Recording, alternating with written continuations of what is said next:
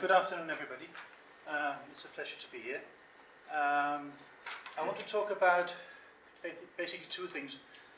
What I have been doing and what I'm currently doing and what I want to do more in future. But I'm running a project called Rule and Rupture, and the text that's been circulated talks a little bit about what that is. But my main concern over a long period of time has been how is public authority produced. I've worked in areas where any international NGO would call it a failed state or an absent state or a weak state. Worked in West Africa for a while, and the statutory institutions might have been very absent, but that doesn't mean that authority is absent or public authority is absent. It just appears in other places. So my main concern has been how is public authority produced? And I tried to do that by asking these questions. Who governs what and how? Really super simple question, but super complex answer most of the time. So I've tried to do it very simply by asking two questions. So who governs what we have and who governs who we are? Basically questions of property and citizenship. What kind of institution can enfranchise you with rights to stuff, to land, and what kind of institution can give you a legal visibility, if we can call it that. So I think of property in a broad sense, and I think of citizenship in a very broad sense as well. Citizenship is being a member of an organized political society, in short. And lots of conventional political science will tell you that it's the state that gives rights to property and the state that gives rights to citizenship. But if we flip that on its head in places where the state isn't obviously present, we can say that whatever institution is capable of defining and endorsing and protecting, enforcing property rights and citizenship rights, they have public authority. They have a certain quality of state. And whenever we... I'd better go back a step. When I did my initial research, it was in a place like Niger, where it's very easy to think that the state is not there. So this question is easy to think about. But even in a place like Indonesia, where the government institutions and the state is so obviously present, it's not the only presence of public authority.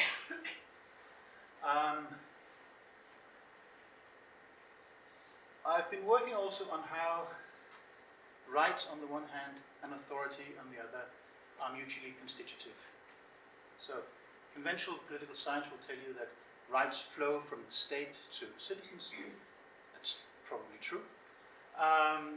But the other movement is equally true, that people's claims addressed to an institution that is capable of producing those rights also entail a recognition of authority. So you have a kind of social contract between claimants and authorities. It may not be government, that's the point. It could be somebody else. So authorization of rights claims also work to authorize the authorizers. It's a kind of social contract. So I've been looking for the manifestation of social contracts around citizenship and property in different locations, and most recently in Indonesia. The problem is that once you have this social contract, it just goes round and round. And all conventional political scientists will be able to say, well, it all comes from government. So in order for me to document that the claim also produces authority as much as authority produces a right, we were, in my research group, trying to find out how do we do this. And we tried to do it by looking at ruptures, where there had been a dramatic shake-up of the political system in one way or the other. It could be a regime change, it could be war, it could be peace, it could be a genocide, it could be an epidemic. The group that I'm working with basically work on all these types of ruptures and look at how our social contracts constituted after a rupture, in order to be able to document how claims to land and claims to political membership are just as important in constituting authority as authority is in constituting rights out of claims. So I'm going to take you to my field site in Indonesia.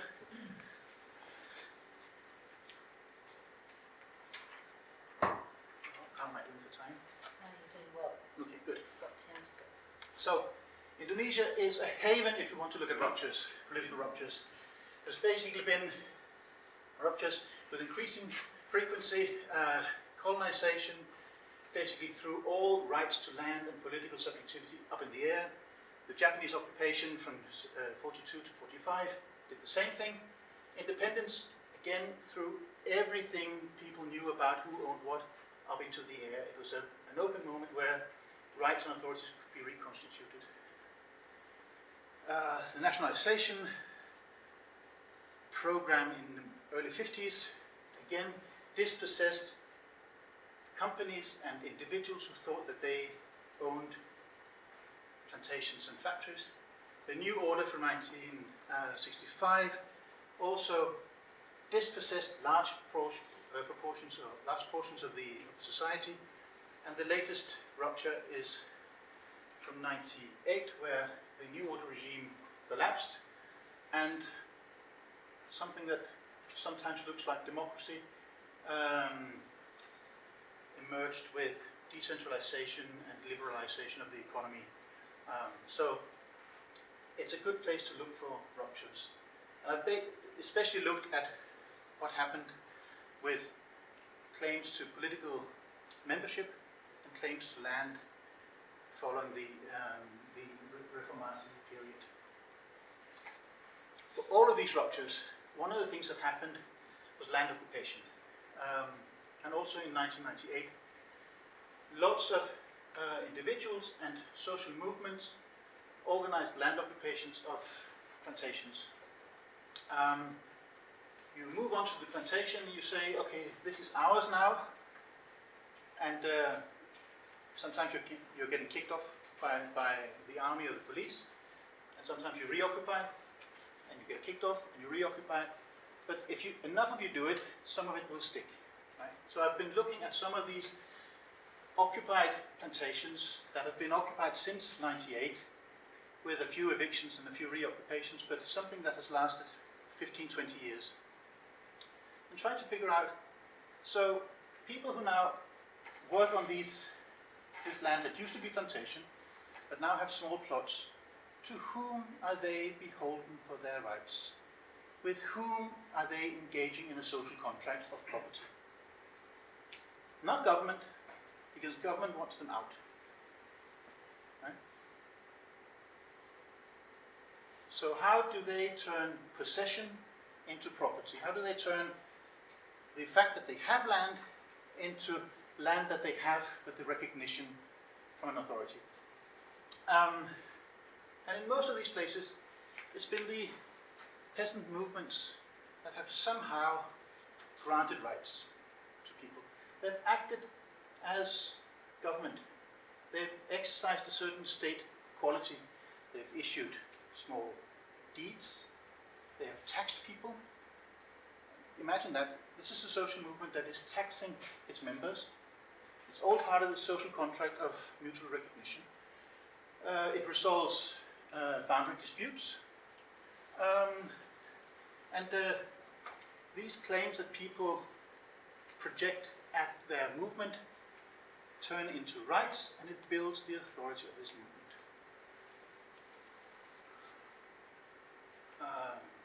So this is where I've been working: West Java, North Sumatra, and Aceh.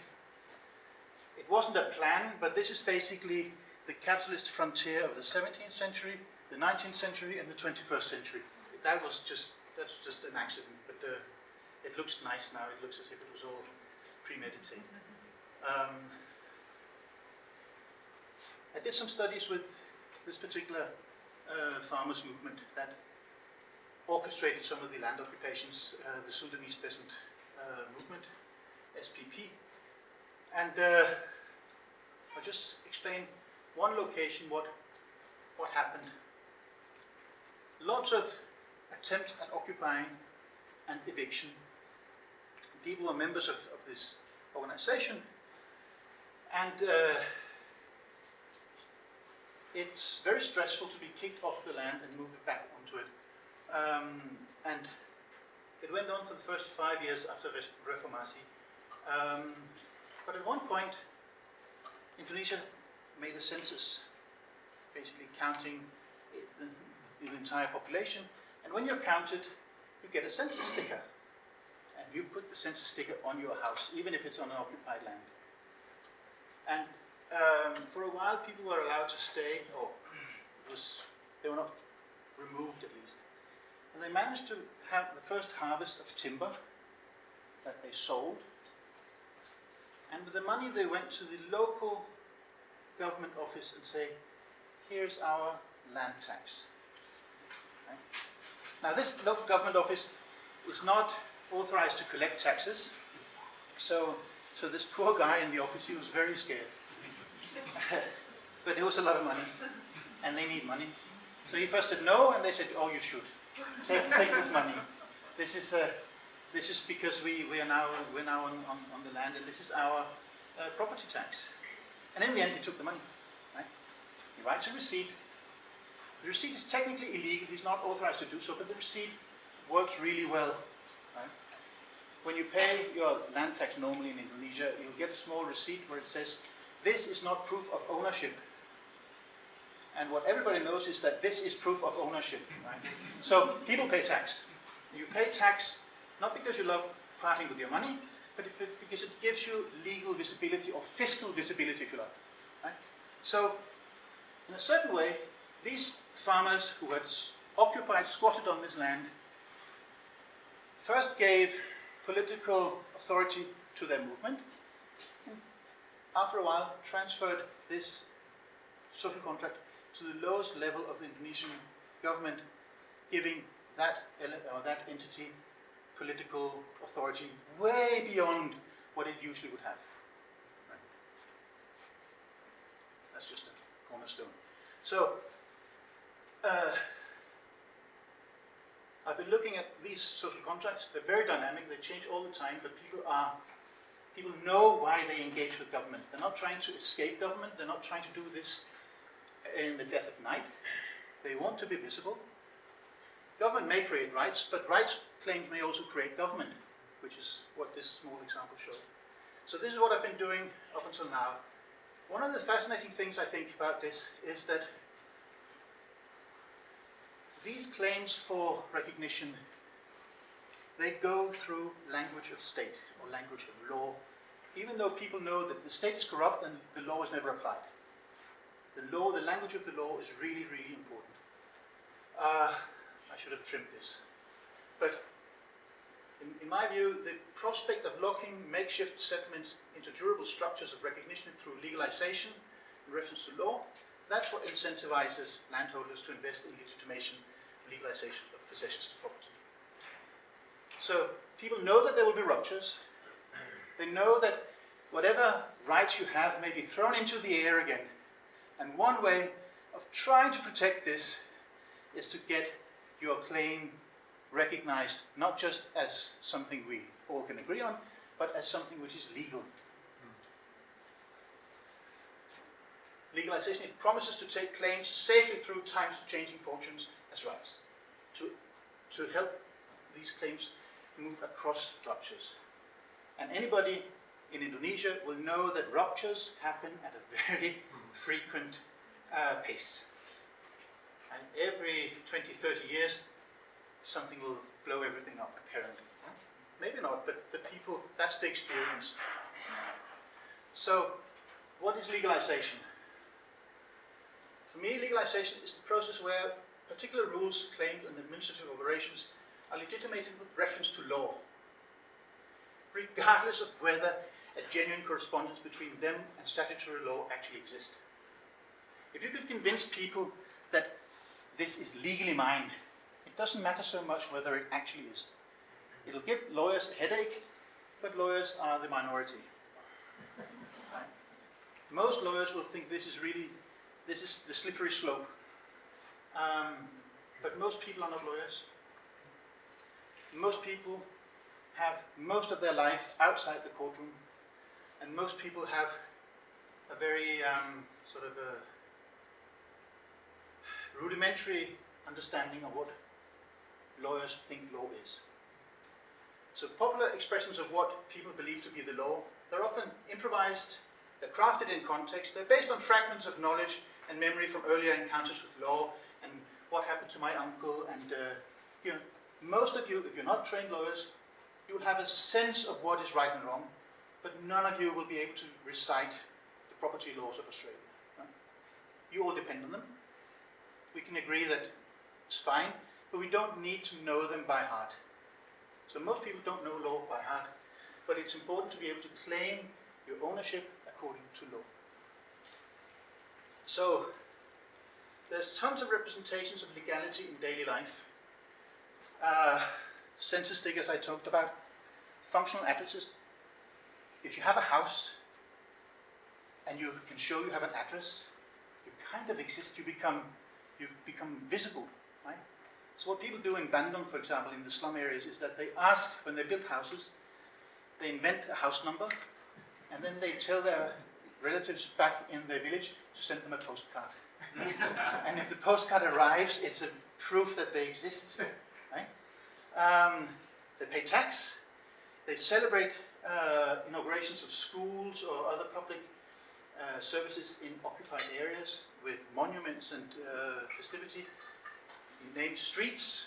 One of the things that impressed me a lot was in a place I worked where they had managed to get their street and street name on Google Maps. What better authority to prove that you exist? Right? So there's just lots of ways to become visible. But powerful actors, they're equally ignorant of the law. They also apply it opportunistically and inaccurately to make their claims stick. So mayors will issue location permits which allow plantations to look for land and tell them that it's not a location permit, it's an actual plantation permit. It's completely illegal, but it happens all the time. I've seen soldiers organize photo shoots for people getting money as compensation for leaving their land, and as soon as the picture was taken, took the money back. Right? The money was only there to be on the picture. Local pigmen, when they occupy land and begin to operate, they usually give some of it to even bigger men that can protect them. I'll skip this one, that requires explanation. Local village mayors, they will issue residence papers to people who don't reside there because it will facilitate their claim to land or compensation if there's going to be an eviction. So both ordinary people and government improvise. None of them know what the law actually is, but all of them make an effort to refer to the law to justify what they do. So the point of legalization is to bestow upon the rule or claim an air of legality. So legalization of property is a successful persuasion that a claim to land and other resources is legal in form or substance. So this is from the paper that you've seen is from this book, and that is hopefully what is going to be a book on legalization.